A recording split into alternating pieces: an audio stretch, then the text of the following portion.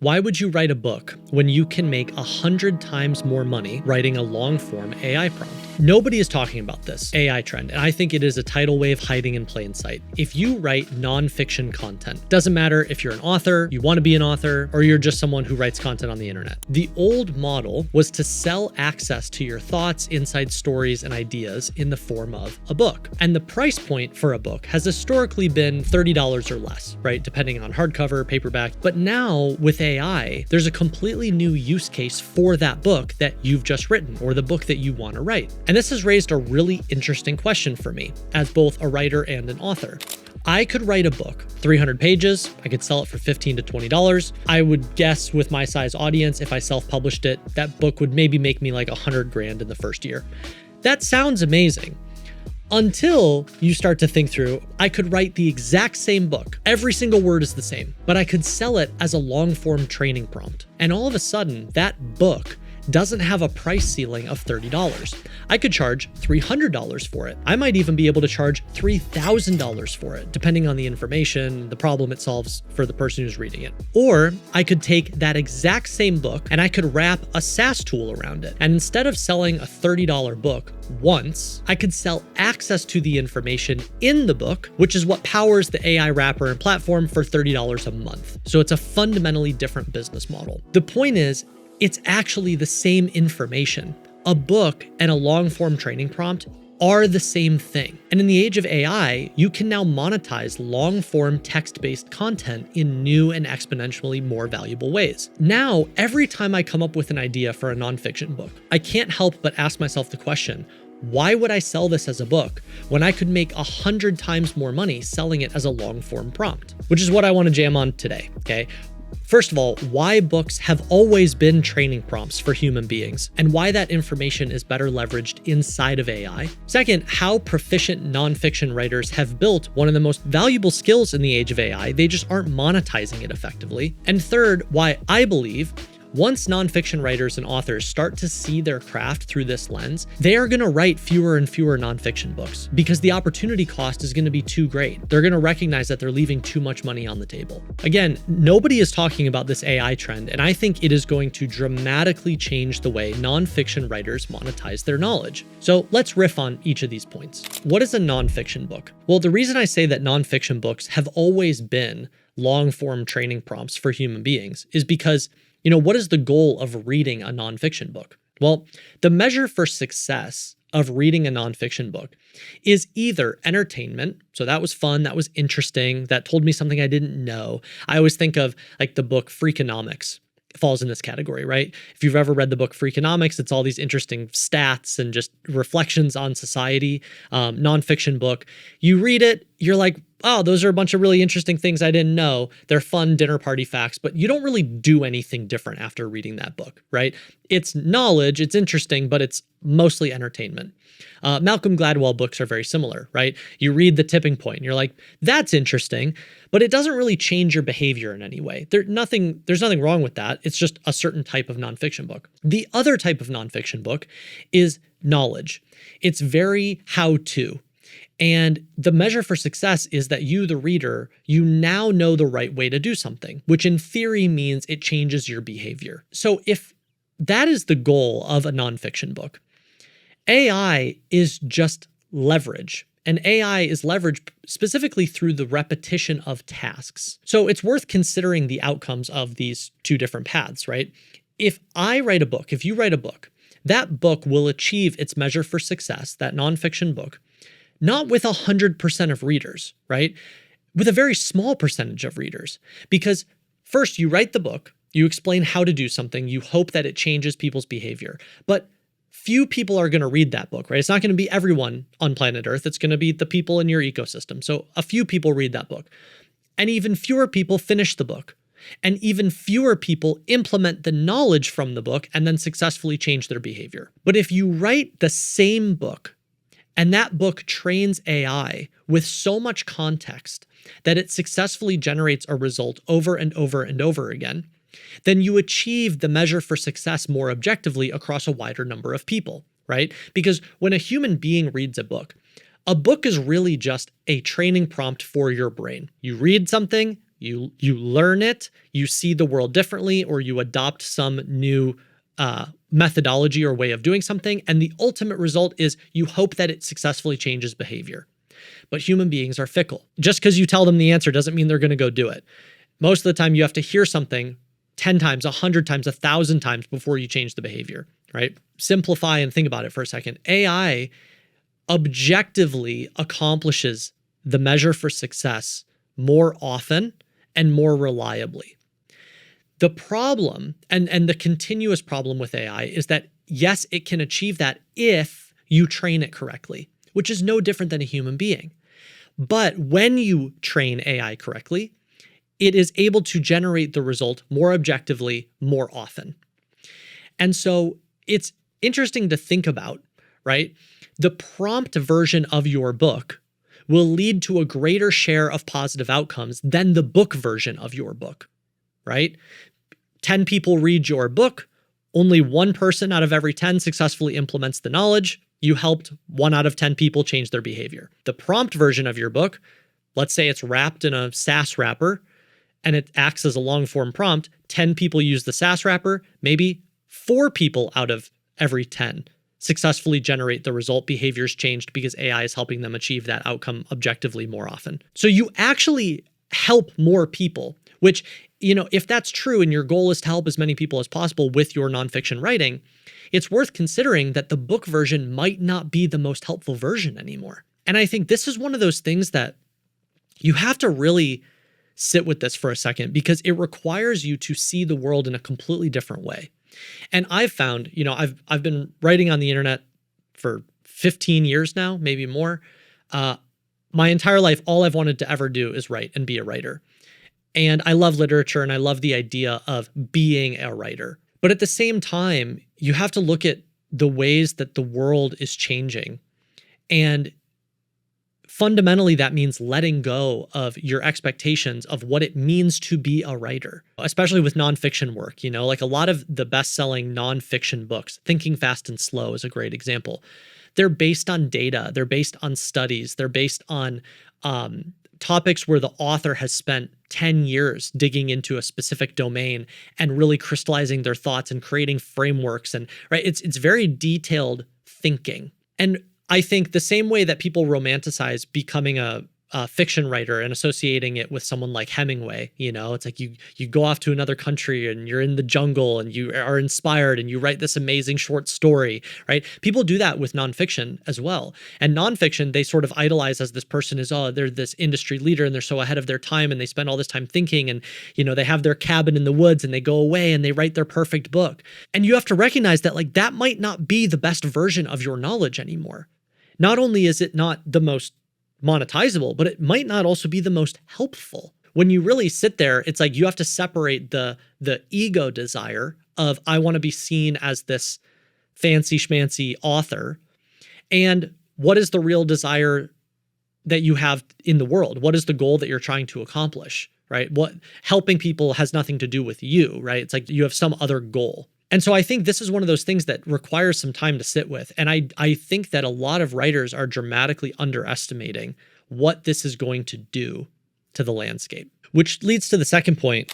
I think the vast majority of nonfiction writers and authors don't realize that they have built one of the most valuable skills in the age of AI. They just aren't leveraging and monetizing it the right way. Important context here is the nonfiction author's career path. Most people don't know what business they're actually in. They don't get what game they're really playing. So a little crash course here for you.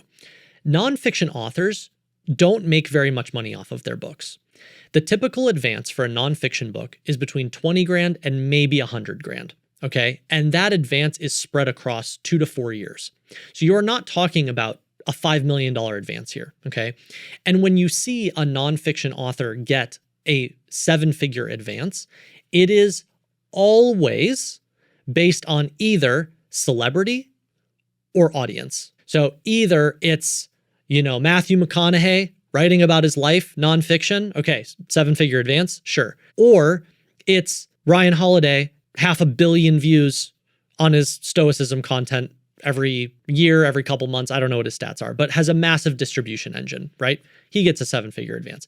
But even that, if you got $1 million advance spread across 3 or 4 years, right? It sounds like a lot of money, but you have to remember that then they don't get a royalty until that advance is paid out. And the royalty on a typical book, if you go with the traditional deal, is between 10 to 15%. So oftentimes you're talking about a lump sum payment. Maybe it's a couple $100,000 per year over 3 years. Then you get a 10% royalty on the back end of that. And that's if you sell enough copies to recoup your advance. And so my point in explaining all of this is that the vast majority of nonfiction authors are not making crazy amounts of money, not even like semi-crazy amounts of money off of their books. Their books are not the money makers, all right? And this is epitomized by all of the ghostwriting companies that have come out. I've been part of this space too, so I know it well. But all of the ghostwriting companies that come out that help people write books and ghostwrite their books for these industry leaders. And how do they phrase it? They phrase it as your book is your new business card. So you have to understand that nonfiction books, where all the money is not in the books themselves, okay?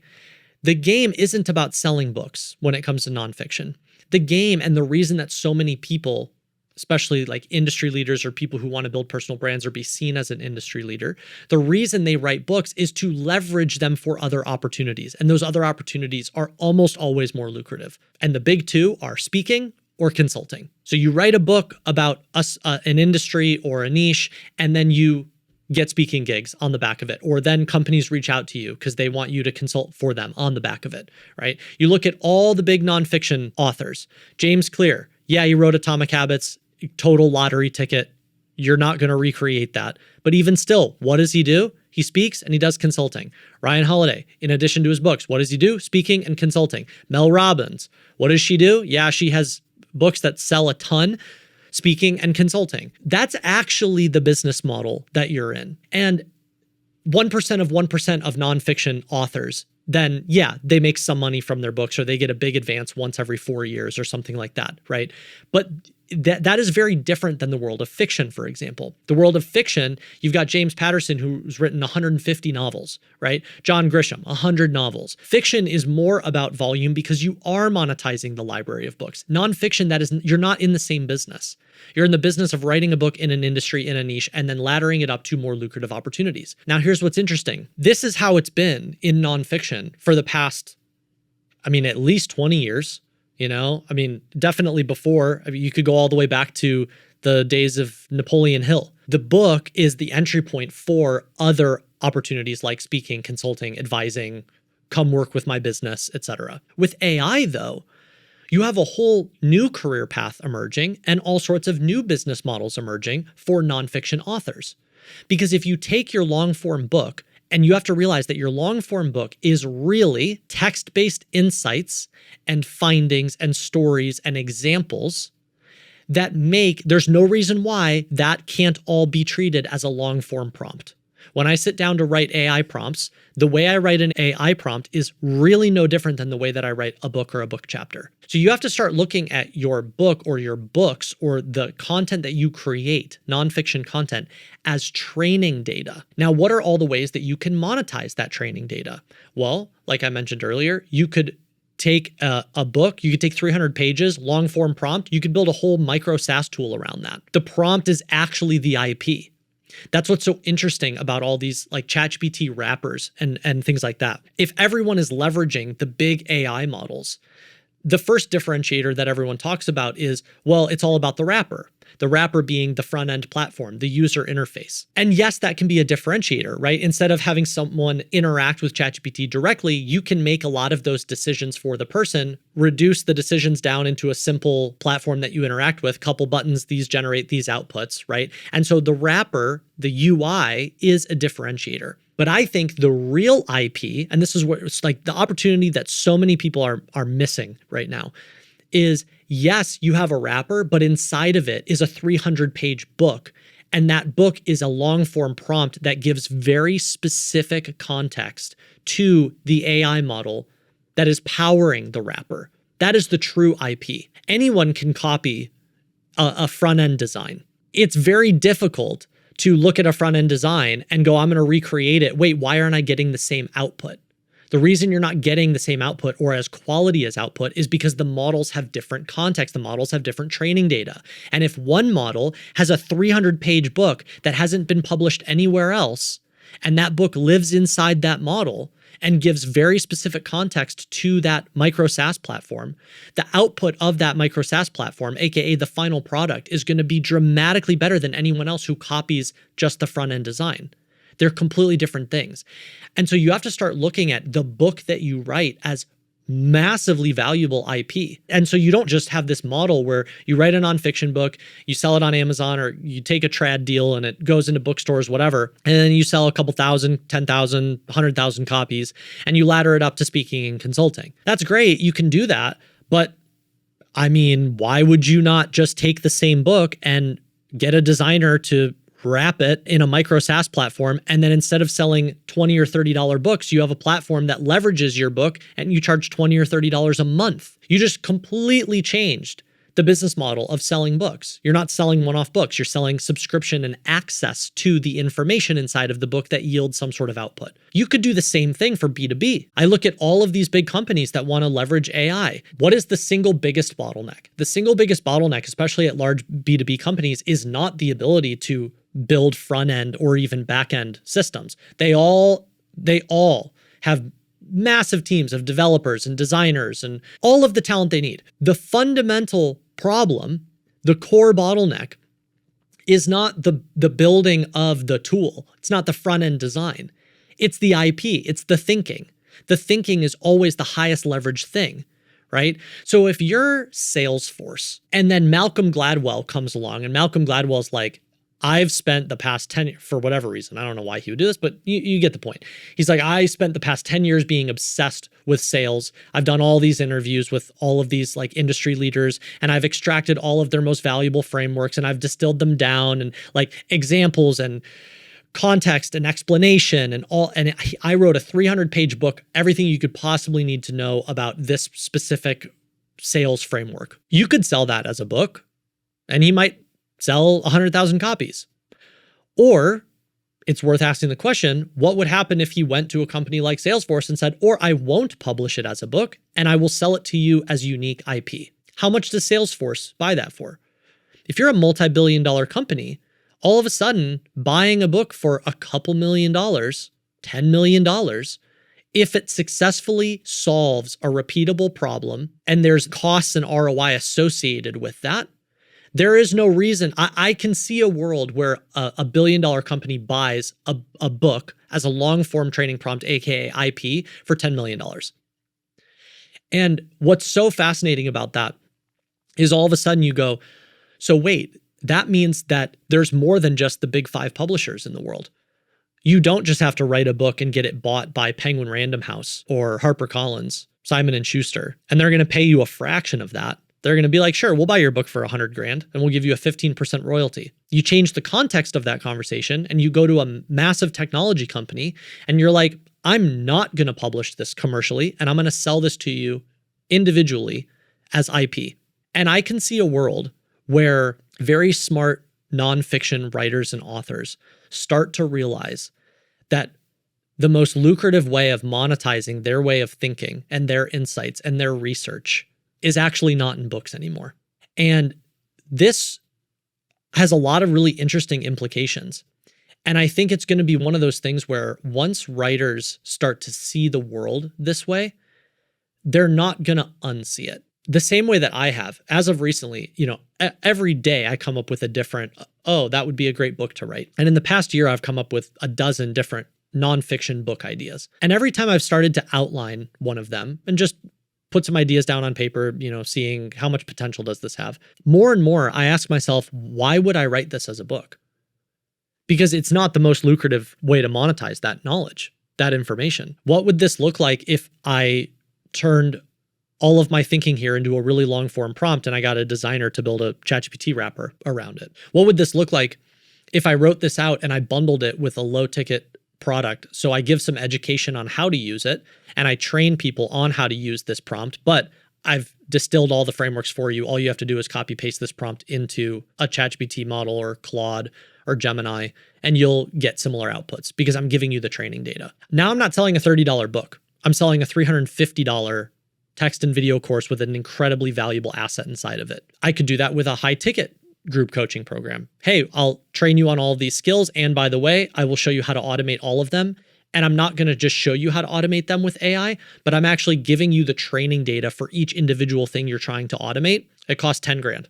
The more entrepreneurial you're willing to be as a writer, the more other skills you build as a writer, the more money you will make. If you want to just be a writer, that's fine, but just know you're going to continue to operate in a legacy system, and you can't look at other writers who have chosen to adopt other tangential skills and go, why aren't I unlocking the same outcomes? Why aren't I making the same amount of money? Because you chose not to. You chose to only be a writer. And so I think this is going to lead to some really interesting shifts more broadly in the publishing landscape. Okay, so third and lastly, here's what I think is going to happen. All of these other business models that are built on AI are exponentially more lucrative than the legacy nonfiction book publishing business model. All right. So just play out what happens. As more nonfiction authors start to realize this, I think less smart people are going to write books. They just will, because they're going to start to realize the opportunity cost. Compared to what was possible 5 years ago, even 10 years ago, the barrier to entry has come down already by 90%. And so if you're still sitting there going, oh, it'd be really hard for me to build a ChatGPT wrapper around a 300-page book, aka long form prompt. Like, first of all, it is way easier today than it was 5 years ago. And I guarantee you it'll be even easier and more accessible 5 years from now. So the barrier to entry is just going to keep going down. And so I think more and more nonfiction authors, but also just writers, digital writers, people who create nonfiction content on the internet are going to start to embrace these new business models, which means I think there's really going to be 3 types of people who continue to write nonfiction books. Bottom of the barrel, you have AI spammers. So these are people, there's so many tools out now and coming out that help people do this, where it's really just based on Amazon SEO. So these tools, they will look inside a gazillion different subcategories on Amazon. They will look for pockets where there's search volume for specific keywords or key phrases, but not any books or very many books that deliver on that search volume. And then they'll use AI and go, oh, like a bunch of people are searching how to buy my first rental property in Arkansas. Great. Let's capitalize on that search volume. AI, help me write a 200-page book about that. I don't care about quality. I'm just trying to capitalize on existing demand and search volume, pump out a book. That is happening every second of every day on Amazon right now. And so many AI books are flooding the market just trying to capitalize on a little bit of individual search volume.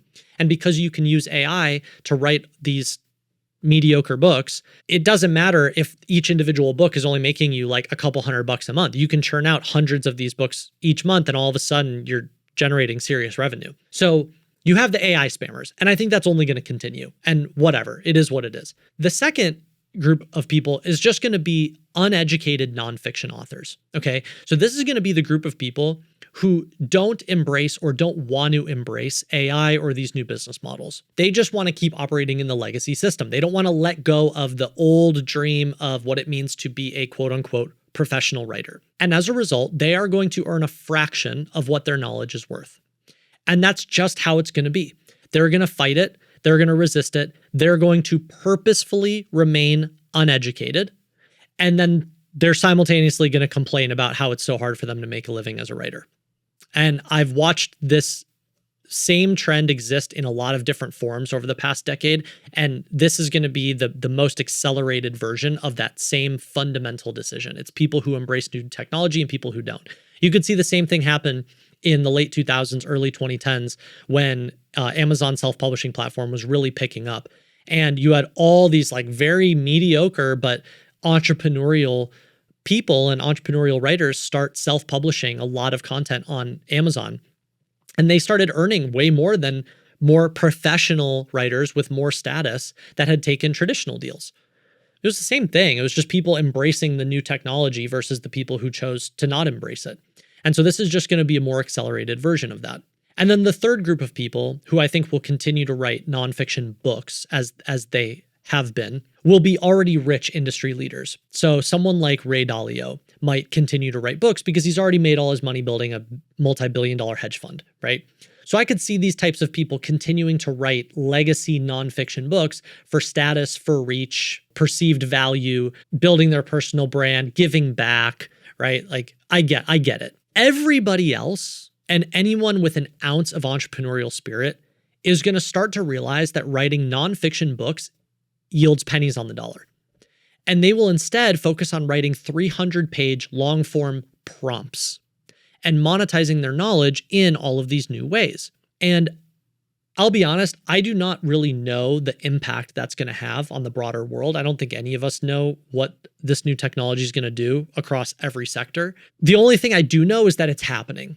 And I'm always very aware of when I notice my own thought patterns start to change.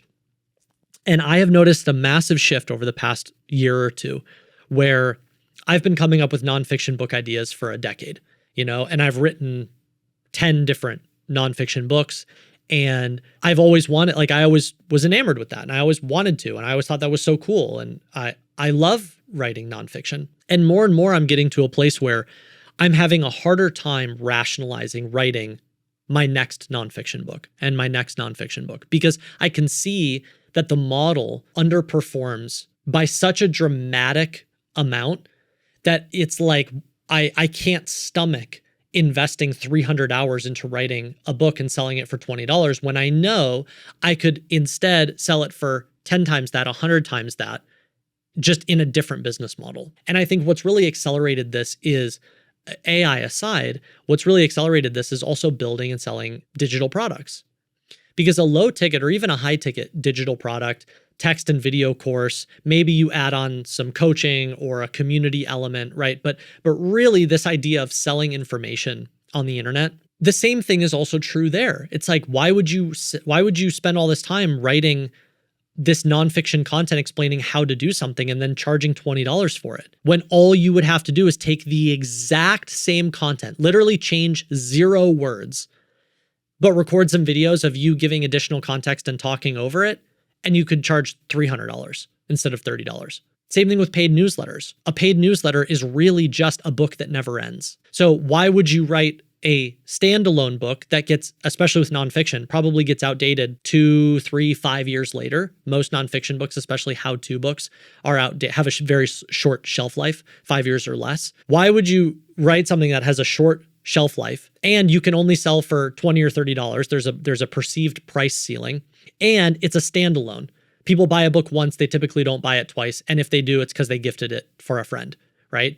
You could take the exact same content and instead drip it out infinitely around a topic in a paid newsletter. And now you can charge $20 a month, completely different business model. So as I've embraced more of these new business models and I've monetized my nonfiction knowledge in these different ways, all roads for me are leading to a place of, why would you write a nonfiction book?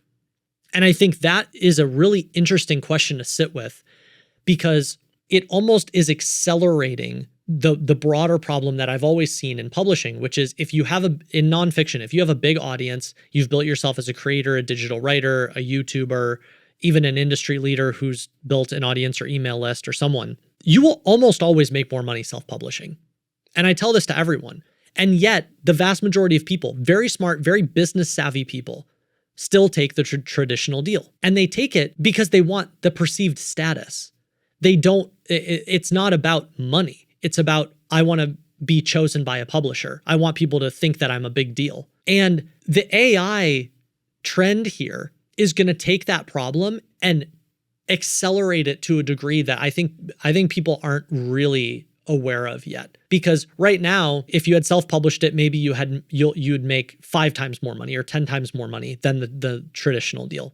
But if you were to not even publish it as a book, but instead publish it as training data or a long form prompt inside of a micro SaaS tool or inside of a B2B consulting relationship or something like that, you might make 100 times or 1,000 times or 10,000 times more money. And so at what point do all of these industry leaders and all of these people who have insights, nonfiction insights, what is the tipping point at which the opportunity cost becomes so great that they start to go, I can't, even with the perceived status of being chosen by a publisher, I just can't rationalize it. Publishers willing to give me $100,000 advance, but I could treat this as a training prompt and I could monetize it over here and I could make $10 million. And that's the big question that I'm continuing to sit with is, what is the point at which all of these really smart people start to realize that the status isn't worth the opportunity cost of the money that they're giving up? And like I said, some people are never going to ask the question. Some people are never going to embrace it. Some people are going to purposefully remain uneducated. They're going to cling to the legacy, their idea of being a writer. Oh my gosh, mom, check this out. I got a publishing deal, right? Some people are just never going to get there. But I think a lot of people will. And as more and more smart people embrace these new business models and stop thinking of their insights as just books, but actually long-form training prompts, there's a lot of knock-on effects to that. That's less smart people writing books, implications for the world.